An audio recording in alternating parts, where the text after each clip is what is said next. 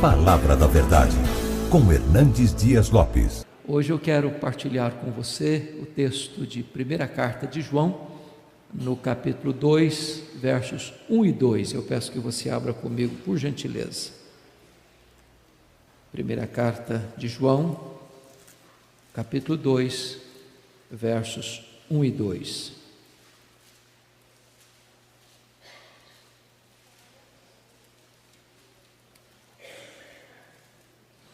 Está escrito: filhinhos meus, estas coisas vos escrevo para que não pequeis.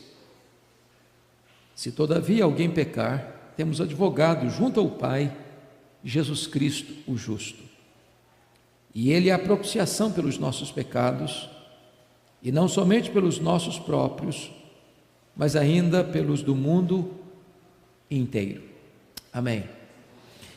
Esta carta foi escrita já no final do primeiro século, e João escreve esta carta com um propósito bem específico, que foi assegurar aos crentes que passavam por turbulências enormes na vida, por perseguições crudelíssimas, acerca da nossa absoluta e inabalável segurança em Cristo Jesus. Ele chega a dizer isso com toda a clareza no capítulo 5, versículo 13, quando diz: essas coisas vos escrevi, a fim de saberdes que tendes a vida eterna, a vós outros que credes em o nome do Filho de Deus. Se você creu no Senhor Jesus, você pode ter segurança, certeza da vida eterna. E essa segurança não está em você, está nele.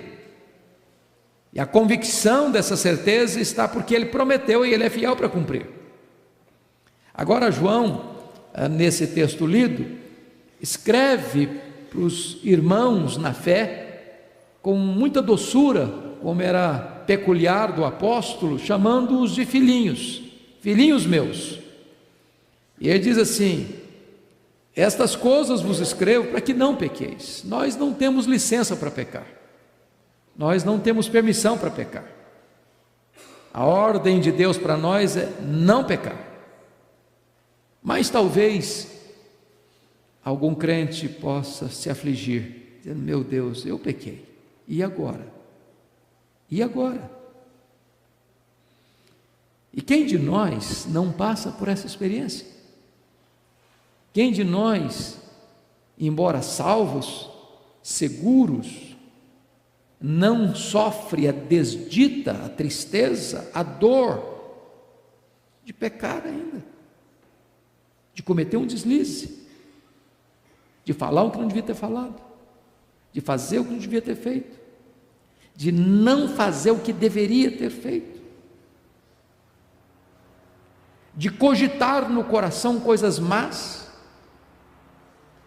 Então, como o propósito desta carta é dar àqueles crentes segurança de que eles estavam salvos, seguros,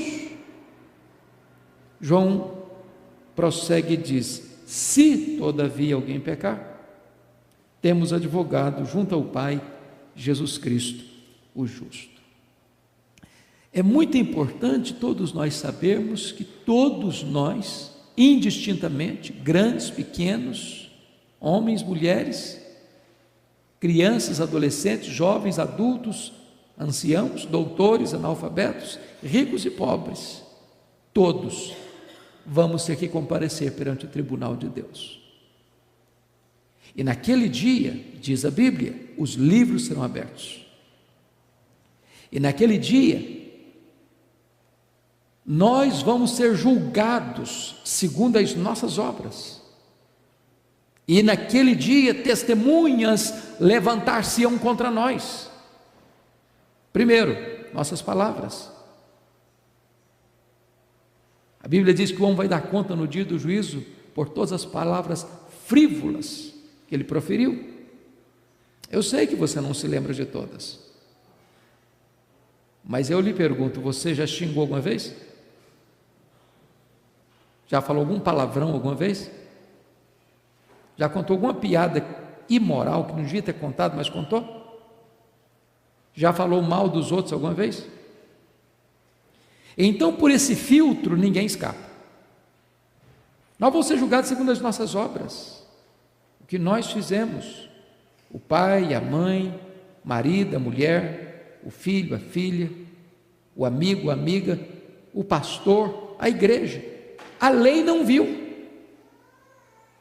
Fechamos a porta para ninguém ver, mas Deus estava lá. Vamos dar conta no dia do juízo. Mas naquele dia também nós vamos dar conta daquilo que não fizemos. Muitas vezes nós não nos apercebemos a gravidade que é o pecado da omissão. E Jesus reserva uma passagem das Escrituras sobre a cena do juízo final. E todos os pecados descritos naquela cena estão diretamente ligados a pecados de omissão. Está lá em Mateus 25, 31 a 46. Quando o Senhor vier na sua glória, na sua majestade, se assentará no seu trono para julgar as nações, separando umas das outras, umas à direita, outras à esquerda, e vai se dirigir aos que estiverem à sua esquerda, dizendo: apartai-vos de mim, malditos, para o fogo eterno, preparado para o diabo e seus anjos. Talvez você pergunte: mas o que essas pessoas fizeram? Nada, absolutamente nada, só deixaram de fazer, pecado de omissão. Mas diz a Bíblia que nós vamos ter que comparecer perante o tribunal de Deus e vamos ser julgados pelos segredos do nosso coração, pelos nossos pensamentos secretos, pelos nossos desejos íntimos, por aquilo que nenhum tribunal da terra tem competência de ver, de legislar ou de julgar.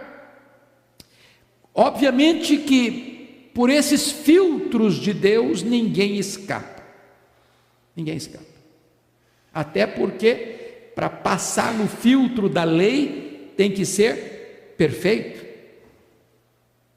É por isso que outro livro será aberto, o livro da vida, e quem for encontrado no livro da vida não passará pela segunda morte, pelo juízo e condenação. E então, é mister, claro, todos nós temos a necessidade, nesse tribunal, termos um advogado. E João está nos dizendo que nós temos esse advogado.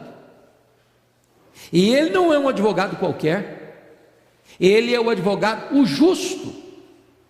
E eu queria então aqui, nesta noite, de forma objetiva, trazer à sua memória esclarecida 3 verdades sobre este advogado. Primeiro, ele é o advogado incomparável quanto ao seu caráter.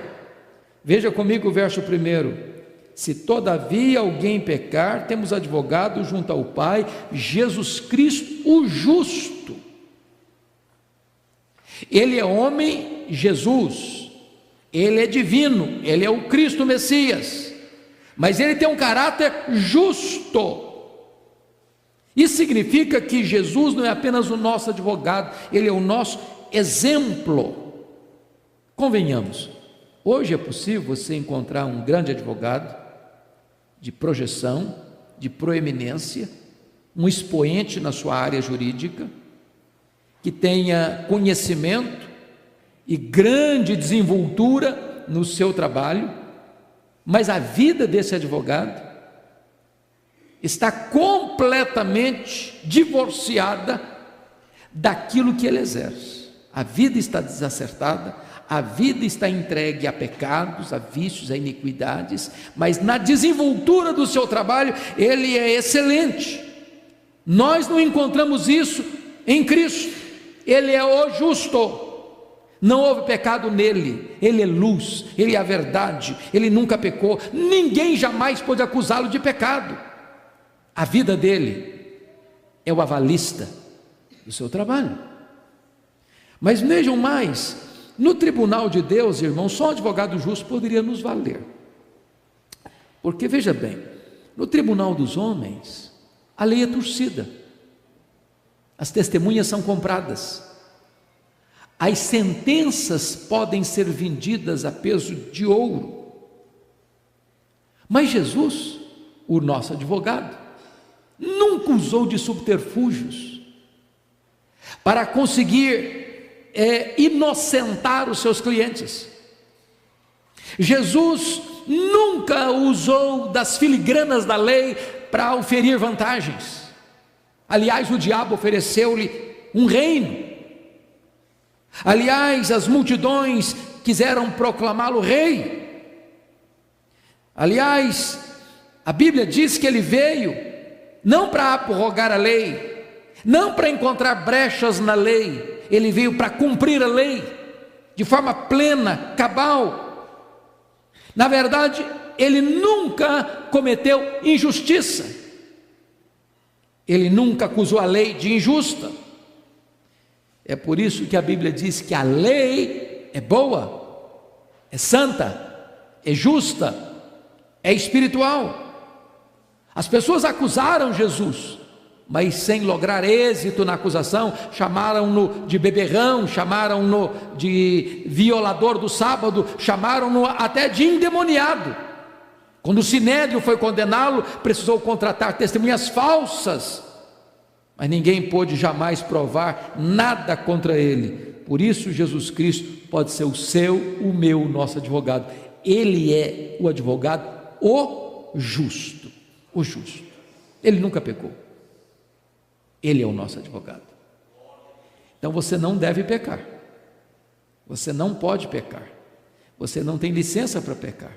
Mas se porventura você pecar, você não perde a sua salvação. Se você creu no Senhor Jesus, se Ele é o seu Salvador, se Ele é o seu Senhor, Ele é o seu advogado, o justo. Mas a segunda coisa que eu quero chamar a sua atenção é que Ele é um advogado incomparável quanto ao seu método. Olha que coisa curiosa, isso aí difere obviamente da conjuntura da jurisprudência e da advocatícia humana. Ele não veio para defender nossas virtudes, Ele veio para expiar os nossos pecados. Eu chamo a sua atenção para algumas coisas. Primeiro, Jesus não veio advogar a sua inocência, mas veio para afirmar a sua culpa. Jesus não veio para dizer que você é bom, como ensinava Jean-Jacques Rousseau. Ele veio para dizer exatamente o contrário: todos pecaram e destituídos estão da glória de Deus, não há um justo, nenhum sequer. Jesus não veio para dizer que você tem méritos para ser absolvido no tribunal de Deus. Não, não, não. O que ele ensina na sua palavra é o contrário. Pela graça sois salvos mediante a fé. Isso não vem de vós, é dom de Deus, não de obras, para que ninguém se glorie. Jesus não veio para dizer que você é inocente, portanto pode ser absolvido. Não, não, não. O que a Bíblia ensina é o contrário, que Deus não inocentará o culpado e que a alma que pecar, essa morrerá. Jesus não veio para dizer que você é livre, ao contrário, ele diz que aquele que pratica o pecado é escravo do pecado, mas ele diz: se o Filho vos libertar, verdadeiramente sereis livres. Jesus não veio para dizer que você é uma pessoa iluminada, ao contrário, ele diz que os homens amaram mais as trevas do que a luz. Então, Jesus veio para uma coisa, ele não veio para dizer que se você for sincero na sua expressão religiosa, está tudo bem com você. Ao contrário, sua palavra diz que há caminhos que ao homem parecem direito, mas ao final são caminhos de morte. Jesus veio para mostrar que você e eu somos pecadores. Por isso ele diz: eu não vim chamar justos, mas pecadores. Os sãos não precisam de médico, sim os doentes. O que Jesus quis dizer com isso?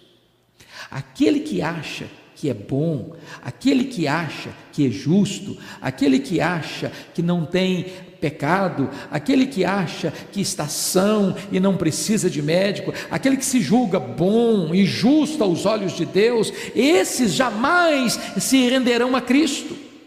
Esses querem a salvação pelo mérito, esses querem a salvação pelas obras, esses querem a salvação apenas pela construção que elas mesmas realizam para construir um caminho do céu, da terra ao céu. Para esse Jesus não veio. Ele veio para quem? Para aqueles que reconhecem que são pecadores, que estão desesperadamente perdidos, que estão nas trevas, que são escravos do pecado, mas que Ele, Jesus, liberta, que Ele, Jesus, perdoa, que Ele, Jesus, salva, que Ele, Jesus, redime. Para esses Jesus estende a mão e diz: é para você que eu vim, é por você que eu morri, e para você eu sou o Salvador e Senhor.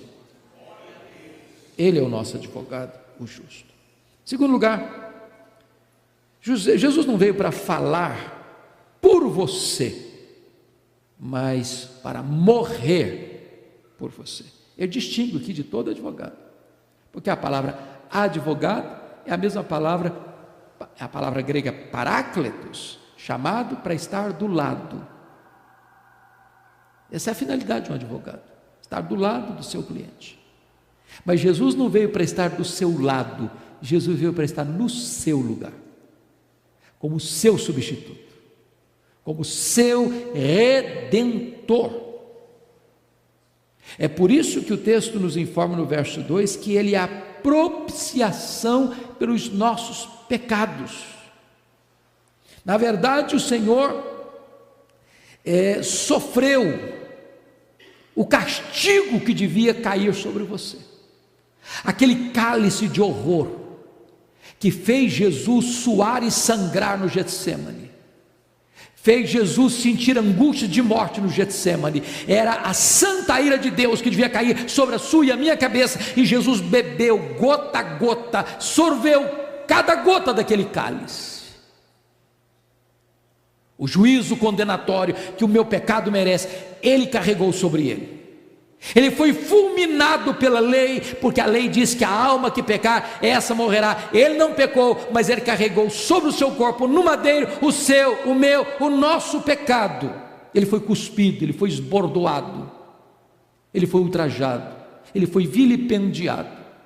Mas diz a Bíblia que foi o Pai que agradou moê-lo, por causa do seu, do meu, do nosso pecado. Então preste bem atenção nisso. Ele pode ser o seu advogado, porque a culpa que você tem, Ele carregou sobre si. A condenação que você merece, Ele sofreu em seu corpo. A morte que você deveria receber, Ele morreu por você. A dívida que você não podia pagar, Ele pagou por você. Nesse sentido, Ele é único, Ele é incomparável, Ele é singular. Ele pode ser o seu advogado. Agora, diz a Bíblia, já nenhuma condenação a mais para aqueles que estão em Cristo Jesus. E Paulo pergunta assim: quem tentará acusação contra os eleitos de Deus? É Deus quem justifica. Quem os condenará? É Cristo Jesus quem morreu, ou antes quem ressuscitou, o qual está à destra de Deus e também intercede por nós. Mas vamos olhar um outro aspecto, porque Jesus é o advogado incomparável. Pense comigo, quanto mais famoso, quanto mais conhecido, quanto mais experiente, quanto mais eficaz é um advogado aqui entre nós, mais caro é o seu serviço. Jesus é o advogado incomparável, porque o trabalho dele é de graça. Não é barato, não é barato, é de graça, é de graça. Então preste bem atenção, Ele não cobra nada, sabe por quê? Porque Ele já pagou tudo, e não pagou com moeda corrente, pagou com o seu sangue, com o seu sangue. Quando Ele estava lá na cruz, você se lembra de que a penúltima palavra dele não foi uma palavra, foi um grito, foi um brado, e esse brado significa: está pago, está consumado. Aquele que crê em mim não deve mais nada. Ali o véu se rasgou de alto a baixo. Ali acabou o sacerdócio judaico. Ali Deus nos constitui a todos sacerdotes. Ali o acesso ao trono da graça foi aberto. Ali a nossa dívida foi quitada completamente. Ali o perdão pleno chegou até nós. Ali a redenção absoluta sorriu para nós. Jesus Cristo é este advogado.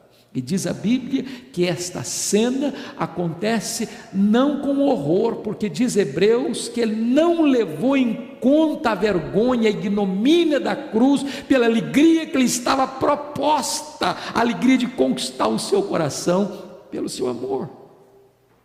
Isso é graça imerecida.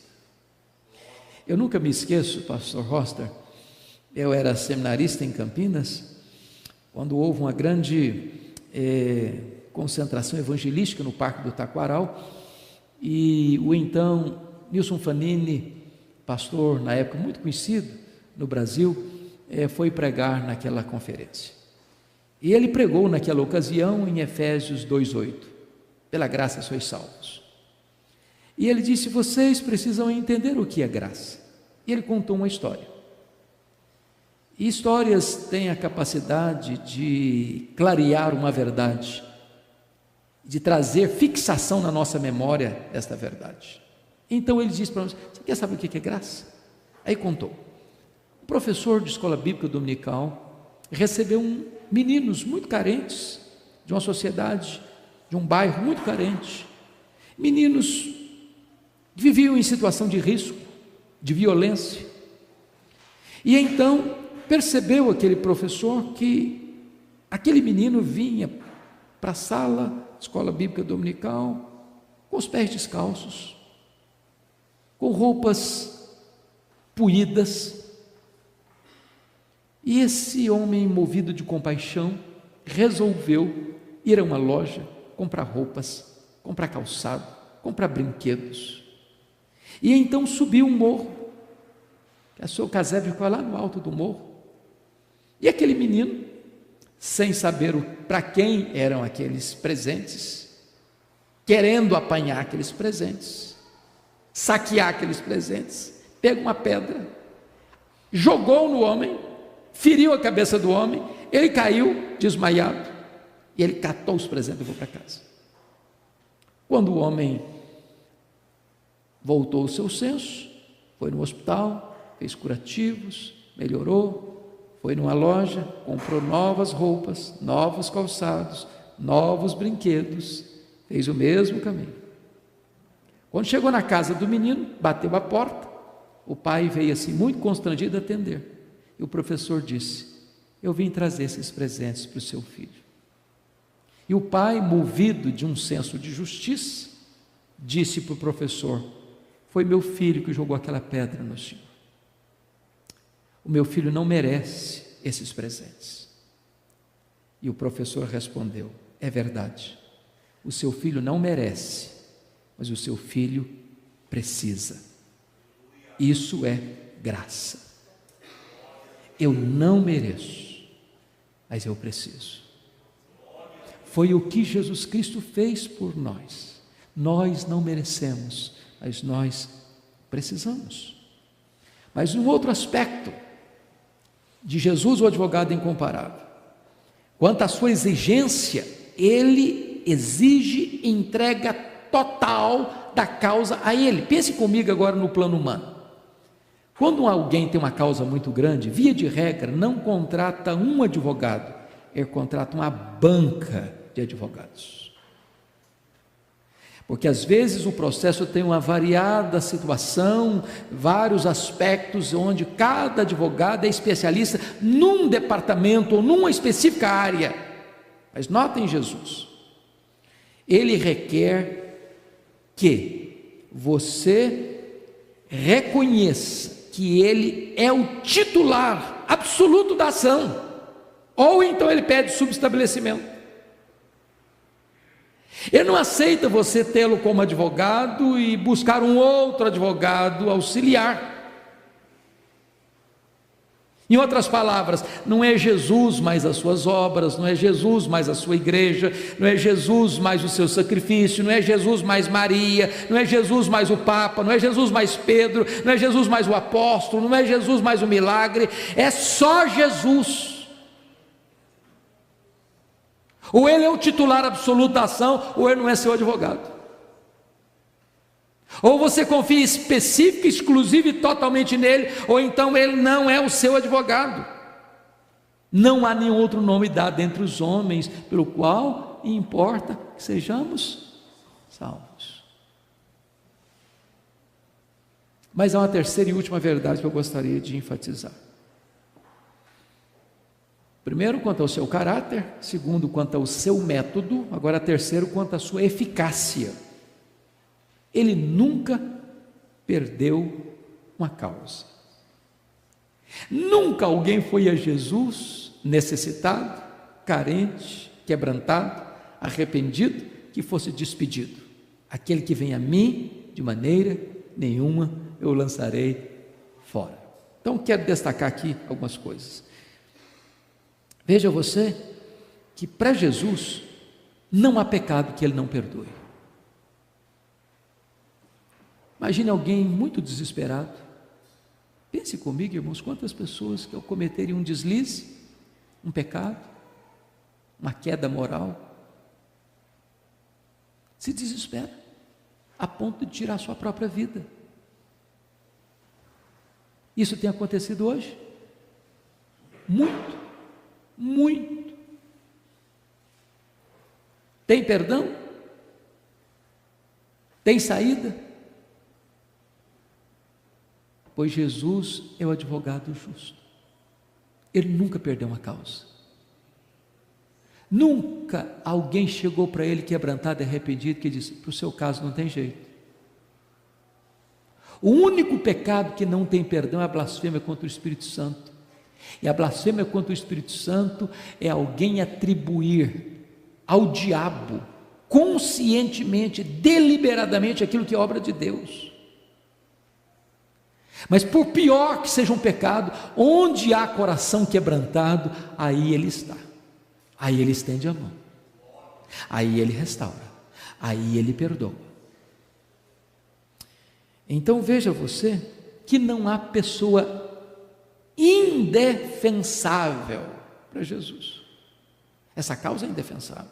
Não, para esse aqui não tem jeito, para aquele ali não tem recuperação, esse aqui está drogado, não tem jeito, aquele ali está bêbado, não tem jeito, aquele ali é um adulto, não tem jeito, aquele ali é um efeminado, não tem jeito, aquele ali é um ladrão, não tem jeito, aquele ali é um corrupto, não tem jeito. Tem jeito, tem jeito. E é por isso, irmãos, que nós cremos no poder do Evangelho. O Evangelho recicla lixo humano. Pega gente quebrada, machucada, ferida, que já está na sarjeta, e levanta e o faz assentar-se entre príncipes. Pega um criminoso assassino como Saulo de Tarso e faz dele um apóstolo. Louvado seja Deus. Pega um homem endemoniado como Gadareno e faz dele um missionário para as suas cidades. A esperança, irmãos. Nós pregamos o Evangelho vivo, do Deus vivo, para quem não tem vida irrecuperável, não tem pecado sem perdão, gente que está machucada, ferida, quebrada, desanimada com a vida, Jesus pega, transforma, liberta, salva e usa para o louvor da sua glória. Quer lhes dar um exemplo? Pensem comigo na mulher pecadora. Eu acho tão curioso, está lá em João 8, os fariseus pegaram a mulher em flagrante adultério, levaram aquela mulher, jogaram aquela mulher aos pés de Jesus. Ele estava lá na praça do templo. Algumas coisas me chamam muita atenção, porque eles chegam e perguntam assim para Jesus: a lei diz que tais pessoas devem ser apedrejadas, tu o que dizes? Primeiro, se a mulher foi apanhada em flagrante adultério, ela não estava adulterando sozinha. Tinha um homem com ela, claro. A lei dizia que o homem e a mulher eram apedrejados. Cadê o homem? Por que só a mulher? Segundo, aqueles homens fariseus não estavam interessados na mulher. A mulher era apenas uma coisa, um objeto descartável.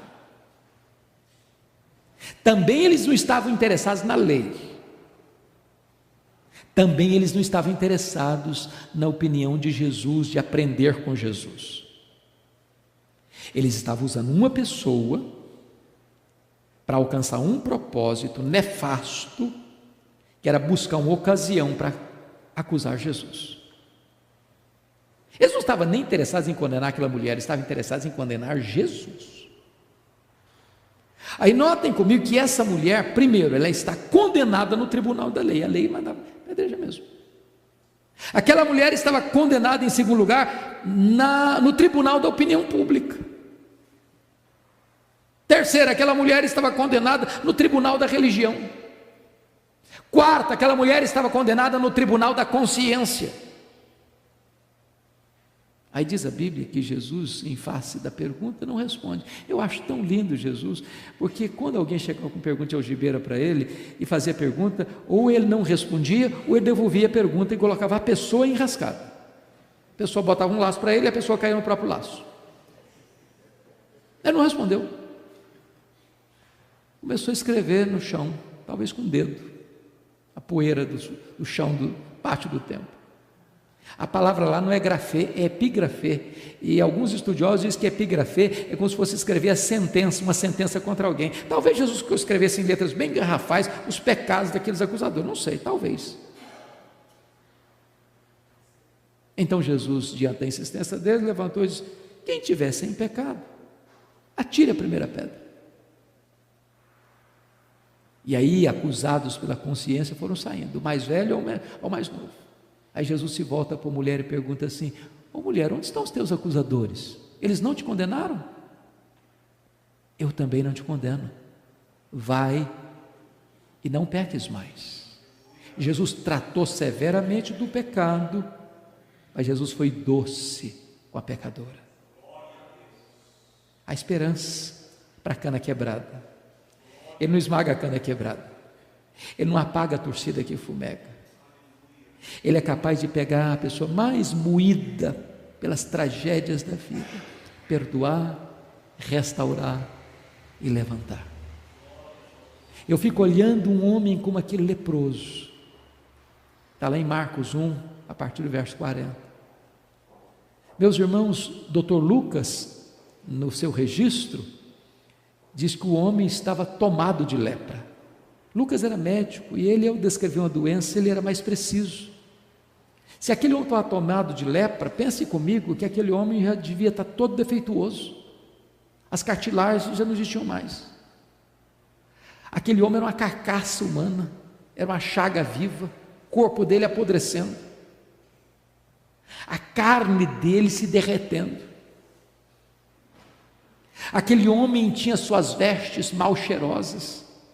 Aquele homem devia viver num leprosário, talvez furou o esquema de segurança do leprosário e saiu esgueirando-se pelas ruas. Consegue chegar bem próximo de Jesus. Diz a Bíblia que ele se prostrou e adorou e disse: se tu quiseres, tu podes purificar-me. Ele reconhece que Jesus é soberano e ele reconhece que a vontade dele deva ser feita. Jesus poderia ter curado aquele homem dizendo: vai, mostra-te ao sacerdote, como fez com os 10 leprosos. Jesus poderia apenas ter dado uma ordem: ser limpo, eu quero sim. Mas diz a Bíblia que Jesus, compadecido dele profundamente, o tocou. E o termo tocou lá é mais do que encostar, é abraçar. E por que Jesus fez isso? Talvez aquele homem há anos não sabia o que era alguém chegar perto dele, tocar, encostar nele. Talvez toda vez que alguém se aproximava, ele tinha que dizer: maldito, maldito, ou outra pessoa vai apedrejá-lo. E Jesus sabia como estava a alma dele em farrapos, e Jesus terapeutiza o coração dele, as emoções dele, cura a enfermidade dele. Sabe por quê, amados irmãos? Para Jesus não tem causa perdida, não tem vida irrecuperável. Eu não sei como é que você entrou aqui hoje, eu não sei como é que está o seu coração, quão doído está a sua alma, quão aflito está o seu coração. Talvez você caiu, talvez você pecou, talvez você transgrediu, talvez você está com vergonha de se olhar no espelho, talvez você está com vergonha de falar com Deus. Eu quero dizer para você que você tem um advogado, Jesus Cristo justo, e Ele é a propiciação pelos nossos pecados. Sabe o que eu acho maravilhoso em Jesus? É que, no ponto de vista humano, quando um advogado é muito importante, é muito difícil você falar com ele.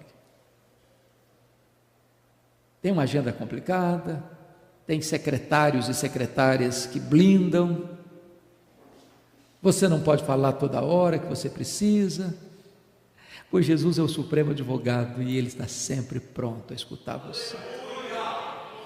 Você fala com Ele de dia, você fala com Ele de noite, de madrugada, você fala com Ele em casa, você fala com Ele na rua, você fala com Ele no hospital, você fala com Ele quando você está chorando, você fala com Ele quando você está alegre.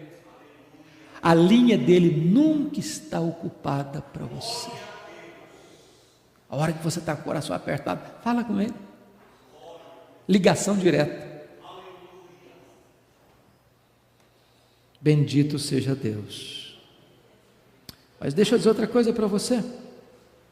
Jesus é o advogado supremo, diferente dos demais agora, pelo seguinte: um advogado, por mais importante que ele seja, ele só pode cuidar das coisas daqui, entre o berço e a sepultura. Que advogado pode defender uma causa eterna? Que advogado pode ajudar você em relação aos seus pecados, a sua consciência, a culpa, ao medo, ao desespero? Os advogados humanos têm limitações absolutas, intransponíveis. Jesus é o supremo advogado porque Ele não cuida apenas das suas causas do aqui e do agora, Ele cuida das causas eternas. Ele pode perdoar seus pecados, Ele pode dar a você a vida eterna, e só Ele pode. Ele é único, Ele é singular.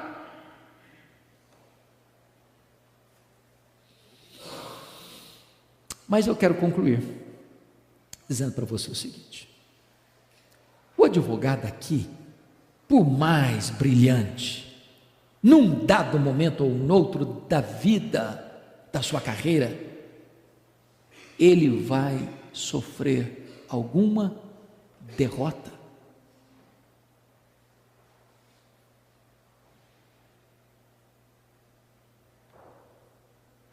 Mas Jesus não vai sofrer nenhuma. Ainda, quando um advogado aqui defende o seu cliente, hipoteticamente, ele alcançou um resultado brilhante, é possível que o promotor, ou o advogado, a banca de advogados de acusação, recorra a instâncias superiores, e aquela primeira sentença que aliviou a pessoa seja suspensa e ele seja condenado em segunda instância, ou na terceira instância, ou na quarta instância, ou vice-versa. Mas deixa eu dizer uma coisa para você: quando Jesus tomou sua causa e defendeu você, e declarou você livre, e a sentença foi: está justificado, não tem como mudar essa sentença. Sabe por quê? Porque o tribunal que declarou você perdoado, justificado, é o supremo pretório divino, é a suprema corte, não tem apelação, não tem instância superior a apelar. É por isso que a Bíblia diz assim: quem intentará acusação contra os eleitos de Deus? É Deus quem os justifica, não tem a quem recorrer mais.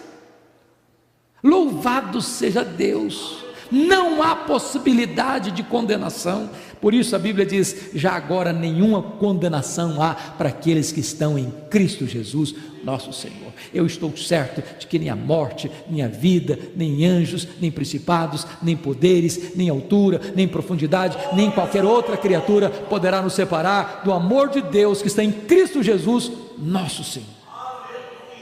Mas eu concluo agora dizendo o seguinte para vocês: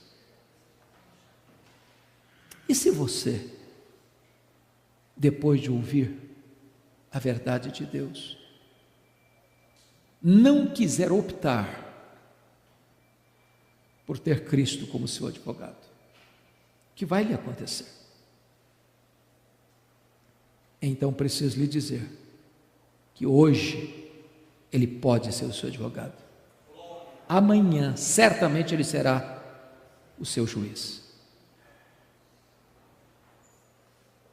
Deus não leva em conta os tempos da ignorância, mas notifica a todos que em toda parte se arrependam, porque já estabeleceu um dia, o dia do juízo, e já escalou o juiz, Jesus de Nazaré, aquele que venceu a morte. Ele será o seu juiz. E a sentença para todo aquele que o recusou como advogado é de condenação inexorável, inapelável. Portanto, hoje é o dia da sua oportunidade, hoje é o dia da sua salvação. Feche seus olhos, curva sua fronte. Eu quero orar com vocês. E enquanto você está orando,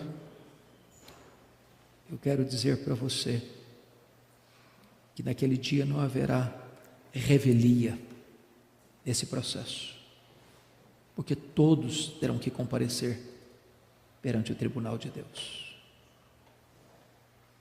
Naquele dia não haverá réplica nem tréplica, haverá sim um silêncio sepulcral dos culpados.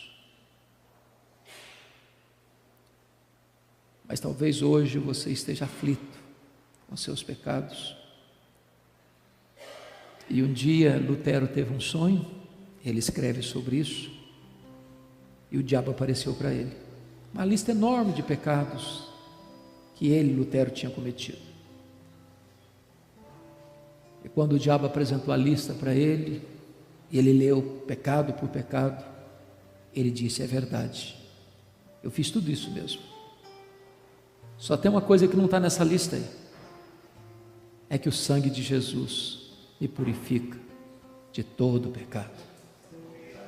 Há esperança para você. Corra para os braços de Jesus. Corra para os braços de Jesus.